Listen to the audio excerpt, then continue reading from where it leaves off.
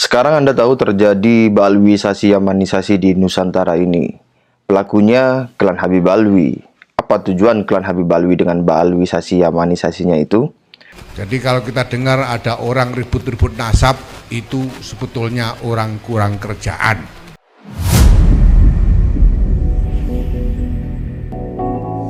Ketua PBNU Kiai Haji Holil Stakuf mengatakan bahwa orang yang membahas nasab itu kurang kerjaan. Jadi kalau kita dengar ada orang ribut-ribut nasab, itu sebetulnya orang kurang kerjaan. Karena nasab apapun, kita semua satu nasab, yaitu nasab kepada Sayyidina Adam alaihi salam. Tidak peduli mau dirunut ini Pak Gubernur ini nasabnya ke atas sampai mana? Ya bagaimana kita tahu? Jangan-jangan memang beliau ini masih keturunan Sultan Agung Prabu Hanyokrokusumo, siapa tahu. Nyatanya beliau hidup di sekitar keraton Surakarta, keratonnya Sultan Agung itu selama bertahun-tahun sampai 9 tahun, sehingga sekarang bahasa Jawanya lebih halus dari saya. Walaupun saya sendiri juga keturunan Solo saya. Saya juga orang Solo, Pak. Solo. Kita ini semua bersaudara, bapak kita sama, dan tidak ada perbedaan martabat di antara kita atas dasar perbedaan latar belakang apapun. Di saat warga NU kultural banyak yang membahas polemik nasab, PBNU sepertinya tidak mau terjebak pada permasalahan itu. Akhirnya terjadilah dua kubu. Yang pertama adalah kubu NU pembahas nasab, dan ada kubu NU struktural yang tidak mau membahas nasab. Warga NU kultural mempunyai keyakinan bahwa pembahasan nasab Ba'alwi perlu dibahas dan diluruskan. Karena banyaknya penyalahgunaan dan banyak kekeliruan yang terjadi di masyarakat. Seperti perbandingan 70 ulama pribumi masih kalah dengan satu Ba'alwi yang tidak alim dan masih banyak yang lainnya. Tapi entah kenapa PBNU tidak masuk ikut meluruskan hal-hal seperti itu. Sekarang Anda tahu terjadi Balwisasi Yamanisasi di Nusantara ini. Pelakunya klan Habib Alwi. Apa tujuan klan Habib Alwi dengan Balwisasi Yamanisasinya itu? Tujuan klan Habib Alwi persis sama dengan apa yang Zionis Israel lakukan ke bangsa Palestina, yaitu membunuh bangsa Indonesia, menjajah dan menguasai teritori Nusantara ini. Saya sudah menjabarkannya dalam banyak tulisan dan video terkait hal tersebut.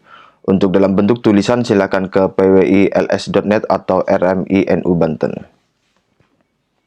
Di video ini saya akan menjelaskan lebih lanjut mengenai operasi klandestin Balwisasi Yamanisasi itu, yaitu tentang posisi dan peran lembaga Al-Khairat dan Habib Idrus Salim Al-Jufri, guru tua, dalam operasi klandestin Balwisasi Yamanisasi sebagai instrumen klan Habib Alwi guna menguasai Indonesia Tengah dan terutama Timur. Saya akan ajak Anda ke video penjelasan dari Kiai Haji Agus Sunyoto. Mohon perhatikan baik-baik bagaimana delegitimasi terhadap NU, rencana memecah NKRI menjadi dua bagian, dan klan Habib Alwi dan Hadrami non Ba'alwi lah aktor utamanya melalui FPI, HTI, Gerakan 212, 414, dan lain-lain yang segerombolan. Yang pertama, ya, ini menurut catatan saya, tahun 2014 di sebuah perguruan tinggi ternama di Jakarta diadakan seminar sejarah nasionalis Indonesia. Ya. Pembicaranya adalah para doktor, ya, dan sejarawan nasional. Saya tidak tahu, NU diundang tapi tidak ada yang datang. Yang datang hanya reporter NU online, Abdul Alawi namanya. Ya, habis datang di situ, ya, Abdul Alawi ini nunggu saya. Ya, ketika saya datang ke PBNU, saya dilapori. Ini hasil seminar, ya, yang dilakukan di perguruan tinggi besar ini. Itu semua pembicara mengatakan dalam pergerakan nasional Indonesia, ya, perintisan mulai kebangkitan nasional sampai Indonesia merdeka, sampai membentuk negara Kesatuan Republik Indonesia, satu-satunya organisasi yang tidak punya peranan apapun NU. Ya. Jadi NU sama sekali nggak punya sumbangan apapun pada negara ini. Itu pandangan para sejarawan. Ya. Pandangan para sejarawan tentang NU. Sampai dengan sinis mereka mengatakan PKI itu aja punya peranan kok. Ya, pernah berontak melawan kolonial, melawan Belanda tahun 1926. Ya, itu PKI. NU nggak pernah. Ya, nggak punya peran apapun. Rupanya mereka sangat yakin dengan sejarah versi mereka. Ya, di mana dalam sejarah versi mereka itu sumber-sumber itu kan semua tersimpan di museum-museum dan perpustakaan di luar negeri. Ya, mereka yakin orang NU nggak bakal bisa masuk ke sana. Ya, kalaupun pernah ada yang ke Leiden, nggak bakal bisa baca dokumen itu. Kenapa? Bahasa Belanda. Kalau ke Inggris juga nggak bisa baca itu. Ke tempat lain, ke Jepang juga nggak bisa baca dokumen-dokumen itu. Ya, pokoknya NU ini dianggap kumpulan orang bodoh yang asal ikut gitu aja. Itu 2014. 2015 ada satu peristiwa. Ya, NU diundang ya, dalam pertemuan di kafe yang terletak di Jalan Kemang Utara. Ya, yang datang Les Bumi. Ya.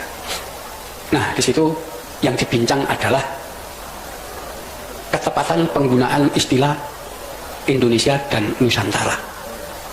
Ya, mereka membincang penggunaan sebutan Indonesia itu tidak cocok karena itu bahasa asing. Yang cocok adalah Nusantara. Ya, rupanya di situ NU diundang karena mereka menganggap NU itu Islam Nusantara. Ya, itu tanggal 17 Oktober 2015. 3 hari kemudian tanggal 20 Oktober 2015 kita diundang lagi di tempat yang sama, tapi kali ini bahasanya lain. Ya, ada 2 tema utama yang dibahas. Tema yang pertama, pembubaran NKRI. Jadi Indonesia mau dibubarkan. Ya, jadi mereka lewat jaringan luar negeri, ya, lembaga-lembaga internasional nanti mengusahakan agar semua lembaga internasional memberikan penilaian bahwa Indonesia adalah negara gagal. Ya, wis korupsinya gak terkendali, kemiskinan meluas dan seterusnya. Ya, di situ pelanggaran HAM dan itu nanti akan dicap. Ya, kalau sudah jadi negara gagal ya bubar, nanti ganti negara baru. Seperti dulu di Afrika ada negara namanya Rhodesia, ya, diganti Zimbabwe, karena dianggap gagal.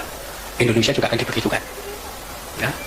Nah, kalau NKRI sudah dibubarkan, maka mereka merancang kedua akan membentuk Negara Rakyat Nusantara NRN. Ya. Yang untuk saat itu sudah terbentuk wali negaranya namanya Yudi Samhudi Suyuti. Ya. 20 Oktober itu. Jadi jelas mau membubarkan NKRI.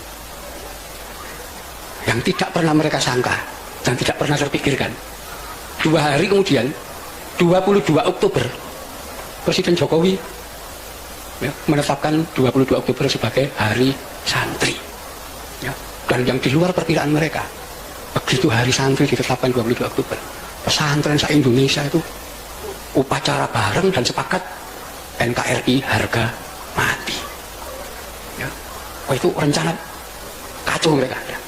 Ya, tapi mereka masih melanjutkan rencana itu. Ya.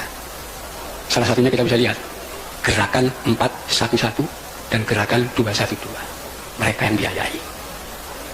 Ya. Mau menggulingkan Jokowi, bukan hanya menggulingkan Jokowi, tapi mau membubarkan Indonesia. Itulah tanggal 212 itu bagian dari kelompok itu ditangkap sama Polri. Duh, rame.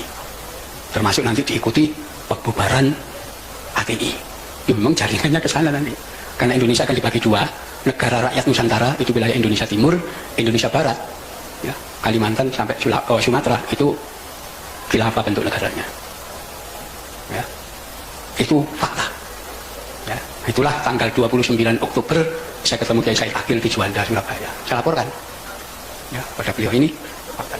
Beliau lihat tuh, ini makar ini sudah membubarkan negara dan bikin negara baru. Ya. Ya. Jadi nanti kalau negara rakyat Nusantara itu terbentuk, setiap satu warga negara itu dikasih tanah 2,5 hektar dan uang 160 juta. Ya, itu rancangan mereka, dananya gede. Dan Dan ini di balik itu ada kekuatan besar. Ya, disitulah ya, yang Said Akil melaporkan peristiwa itu ke Kapolri, ke Panglima dan kepada Presiden. Ya semua ada. Itu. Jadi itulah yang kemudian